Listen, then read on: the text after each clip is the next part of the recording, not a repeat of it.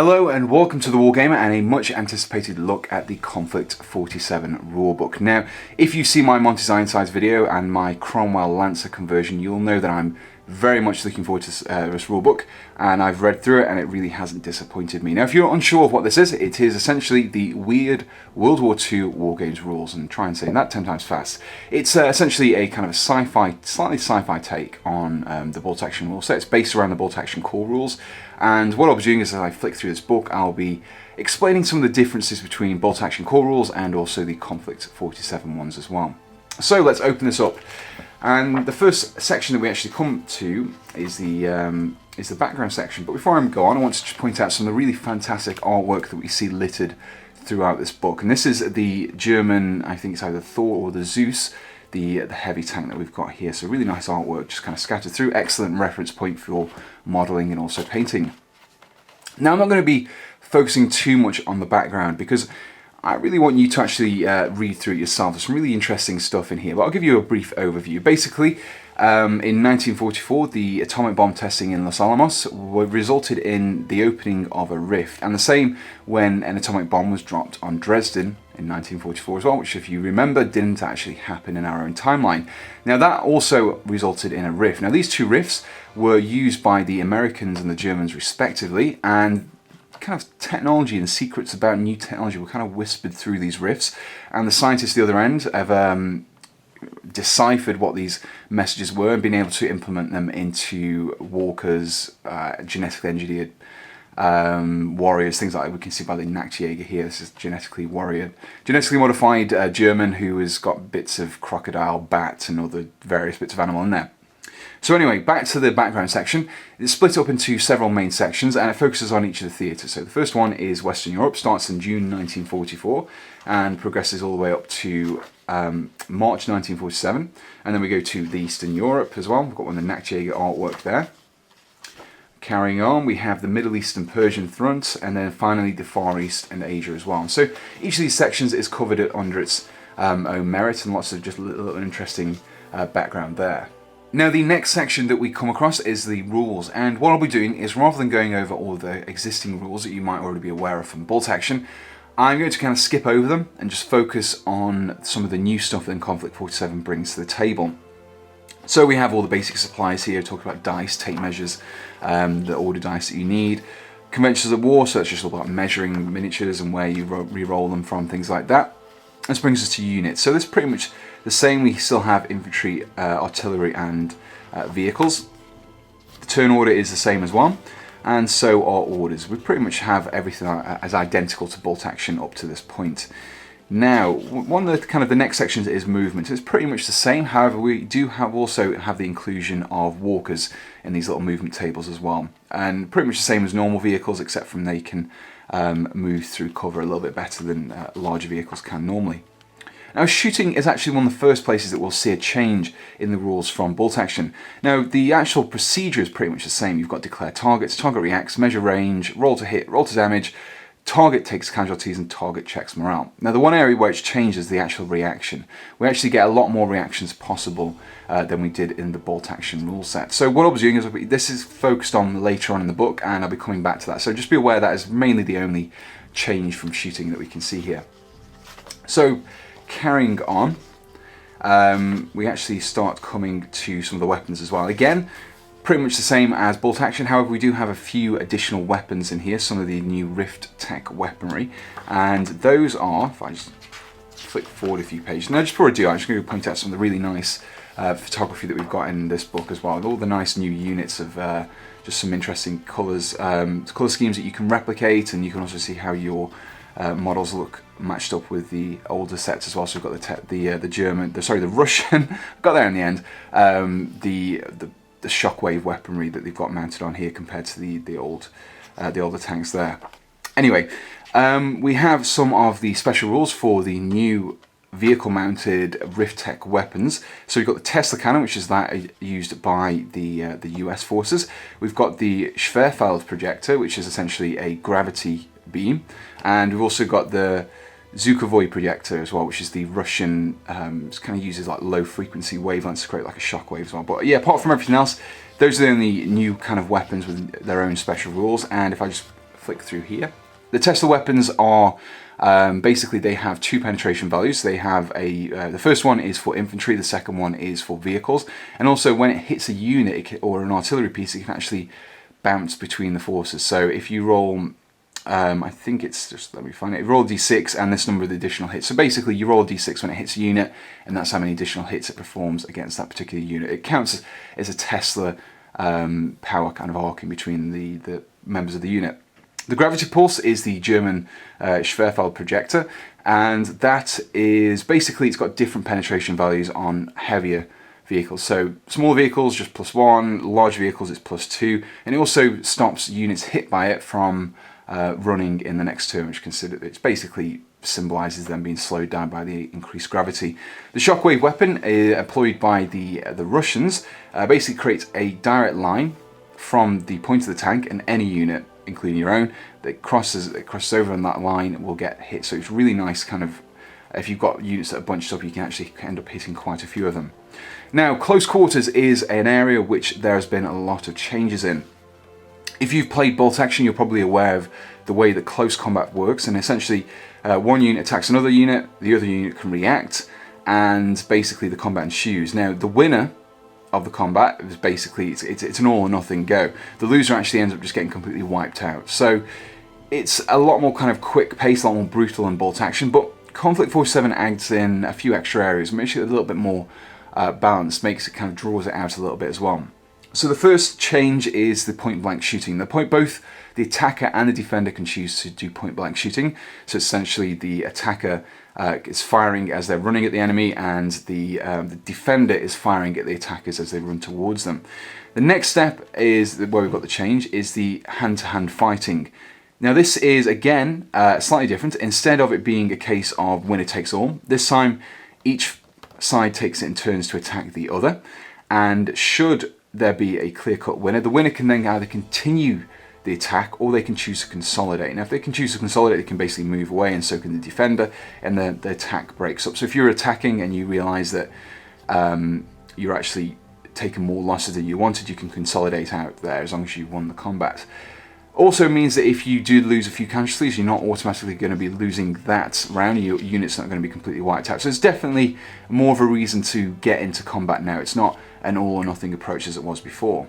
So this brings us to the reactions, and this is another area that's changed quite a lot from the bolt action rule set.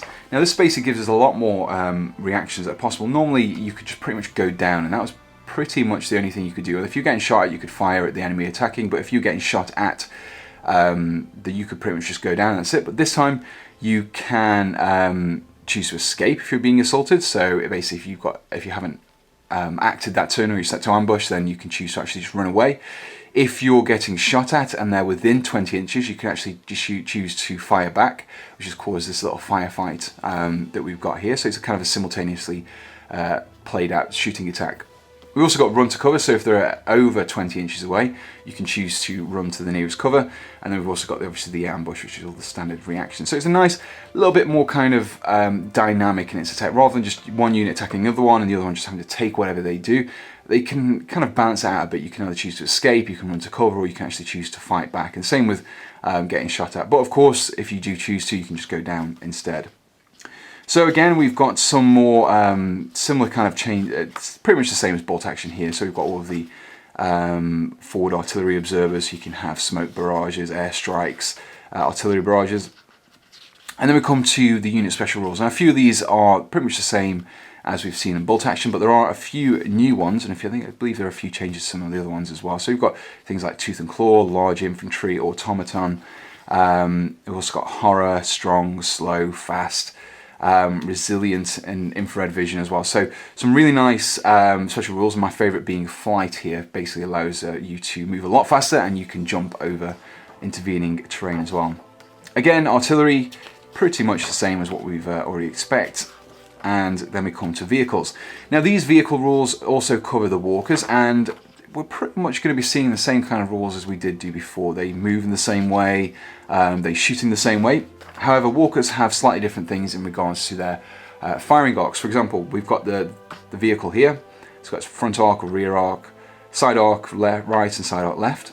However, the Walker arcs of fire are based on their left arm, right arm and front weapons.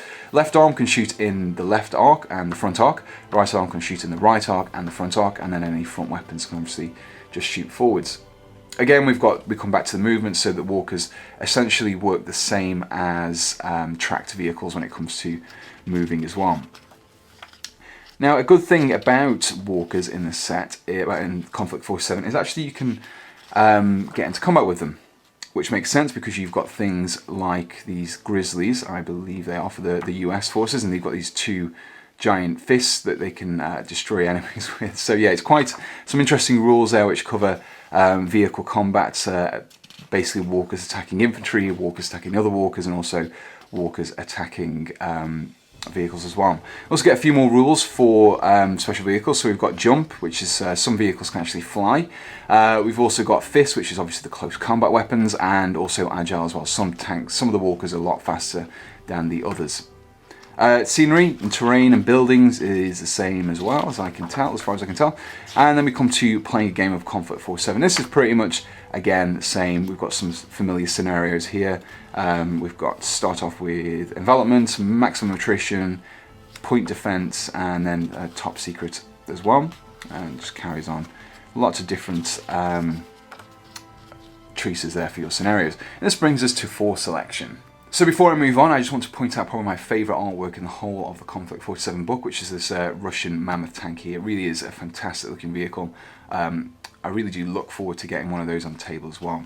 So for selection, again, we see pretty much the same kind of reinforced platoons. We've got lieutenants and infantry squads being the standard, and then you can have 0 to 3 infantry squads, and then 0 to 1 of pretty much everything else. And then we also get in here, we get 4 actual army lists that you can use. We get Germany, Britain, US and Russia as well. And you can see here from the army special rules for Germany, we've got the familiar special rules. We've got initiative training and also Hitler's buzzsaw, which is the same as they are in bolt action. We've also got the Fatherland Resurgent special rule as well, which I believe it's German infantry units larger than 5 models may ignore the negative modifier of 1 pinning marker when taking advanced order tests. So basically that just represents the fact that the Germans, even though they're on the back foot towards the end of the war, they've managed to kind of push back and are rising again. And this brings us to all of the infantry the unit listings for the German forces, and you can see one of these things I really like about these is these little boxes that they've got. The bolt action rulebooks don't have these, they just kind of have all this information just laid out, but these boxes are really nice because it gives you a clear-cut indication of what is the cost, the composition, the weapons, and also the options that you've got there as well. And also if you look at the special rules box that we've got on these as well. So really like the way these are set out. Again, we've got pretty much the same kind of units that you would see in a late war force. So we've got Fallschirmjäger, Waffen-SS, veteran infantry, we've also got Wehrmacht, machine gun teams, forward observers, Panzerschrecks, those kind of things. We've also got sniper teams, light mortars, medium mortars, and then we actually start coming to some of the special units that we see in Konflikt 47 using some of the RIF tech. I don't want to cover them all, but I'll be going over a few of my favourite ones from each of the forces. So for the Germans, we have Fallschirmjäger, which are basically flying Fallschirmjäger. We've got jetpacks, Totenkorps, which is the Russians. Sorry, Russians. The zombies. The Russians have these Siberian troops. I'll go to get to those. We've got Waffen-SS shock trooper squad, armoured units. Schreckwolfen, which are werewolves. And we've got the Nachtjäger as well, which are those bat-like creatures I discussed earlier. Vehicle-wise, we've got pretty much the same as before. So we've got a typical Panzer IV, the Panther, the Tiger II, Stugs, Jagdpanzer, Jagdpanthers, Jagdtigers, Hetzers. Then we actually start coming to the Walkers. So we've got the Thor Heavy Panzermech, the Zeus Heavy Panzermech, and then the Spin Light Panzermech as well. So yeah, pretty much the same kind of forces that we've seen, but also with a few additional RIF tech vehicles as well. So this brings us to the United States. Again, we've got some additional special rules. I believe we've got the Plentiful Supply special rule. I think is a new one for the Americans. Basically, they re-roll hits to hit rolls of 1 for US infantry weapon teams. Again, pretty much the same kind of standard infantry ranges and airborne infantry squads, but we've also got Firefly and Jump Infantry, which are the flying airborne, similar to the Fallschirmjäger ones. We've also got some the generic weapon team weapons, 50 cals, 30 cals, sniper teams, mortars as well. recoilless infantry, and then we actually start coming to the tanks. So we see some of the standard tanks, the Stuart, the Chaffee, the Sherman, but then we also get the M4A9 Sherman T, which is the Tesla tank that's Rift Tech technology. We also have some of the Walkers here, but also have the Pershing as well, the larger late war tank. So the Walkers for the US are the Coyote Light Walker. That's what that artwork was, not the Grizzly. The Coyote is the Light Walker. We have the Jackal Light Walker as well, Grizzly Medium Walker, the Bruin Support Walker, Kodiak Close Assault Walker, the M2 Mud Skipper Jump Walker, which is the flying one. So lots of different variations of Walker for the US troops. They definitely are leading the world in those kind of technology. And then we come to armoured cars and anti-aircraft vehicles, all pretty much the same as before. This brings us to Great Britain, which is of personal interest to me because it's obviously the force I was collecting for Bolt Action. Pretty much the same kind of things, however we do have Keep Calm and Carry On, which represents the fact that Britain is just kind of muddling on, carrying on with their stiff upper lip, so to speak, which basically means that they can pretty much ignore the first pin marker that they get, which is just the typical Keep Calm and Carry On phrase as well. Now, the British forces are kind of on the back end here. They don't have as much Rift Tech technology as the Americans do, or the Germans, but they do have these automatons there. But they also have some armoured infantry as well, which I think most forces also have armoured infantry as well. The Walkers that the British actually have are pretty much on loan from the Americans, so we've just pretty much seen the same ones there. But we do see some late war tanks, which I'm really happy about, because it means that I can field my Cromwell Mark II Lancer as a Centurion Mark II, which is kind of what I based it on as well. So again, obviously the Walkers are just borrowed from the US forces here. Again, some of the cars are familiar to the US players as well. So this brings us to the final army list that we get in here, which is obviously the Soviet Union. We have some of the Siberian Terrors there, some really nice artwork. Again, pretty much the same as the late war force. We've got infantry squads, inexperienced squads, but then we've also got these Ursus infantry. You can see these giant hulking bear men who are just smashing up some German motorcyclists there. We also have the familiar assault engineer squads that are equipped with the armour. We also have heavy infantry as well, which is the armoured infantry. Siberian Terror squads, which we've seen. And another kind of a low-key unit we've got here are Daughters of the Motherland, which are a kind of a low-level DNA changing of a unit, and they're all female as well. And we've got the Strathbrat unit infantry squad, which is the prisoner one. And then we come to some of the special weapon teams and field artillery, anti-tank guns, and if I just flick forward, we've got one of, yes, here we go. We've got the Shockwave tank here, which is the T-34 ZP medium tank, and that's got that Shockwave Zhukovoi projector on the front there as well. And we also get some of the Walkers. Now, the Russians get two Walkers. They get the Cossack Light Walker, which is here, and also that huge Mammoth Heavy Walker as well, which looks absolutely fantastic. Again, we've got a few familiar artillery pieces. So we've got the Katusha there, armoured cars are the same, half-tracks and jeeps as well. And then finally, at the end of the book, we just have a rules summary, which gives you kind of a breakdown of everything that you can use for reference when playing your games, which means you don't have to keep flicking back and forth throughout the book. And so that was the Konflikt 47 rulebook. Overall, it really is a fantastic set of rules. It kind of gives you a familiar footing with the bolt action rules, which means if you're already familiar with the game, you can get playing straight away. You just need to read up on a few of the new rules for walkers and also shooting and combat and things like that. But it does cut out a lot of that learning curve that you have to go through when learning any new war game. But the fact that it's got all these really nice sci-fi units and these Rift Tech unit gives a really nice spin on the traditional bolt action game. If you're more of a sci-fi fan, or if you're looking to get some more conversions done in your forces, and this really is an excellent game to go for. So this review was probably a little bit longer than what I would normally do, but I just wanted to make sure everything was covered thoroughly. I really have been enjoying reading through this book. Excellent rules, excellent miniatures, and I really look forward to playing this in the future as well. Now the book itself, if I just flip this over, you can see is RRP of $40, £29.99 or 47 Canadian dollars. And I'll pop a link in the description below, which will take you directly to the Warlord Games web store where you can pick up one of these for yourself. Now if you enjoyed this video, do let me know in the comments below, and I'm looking to do some more Konflikt 47 content in the future, so do subscribe to be kept up to date with that. And until next time, thanks for watching, and goodbye.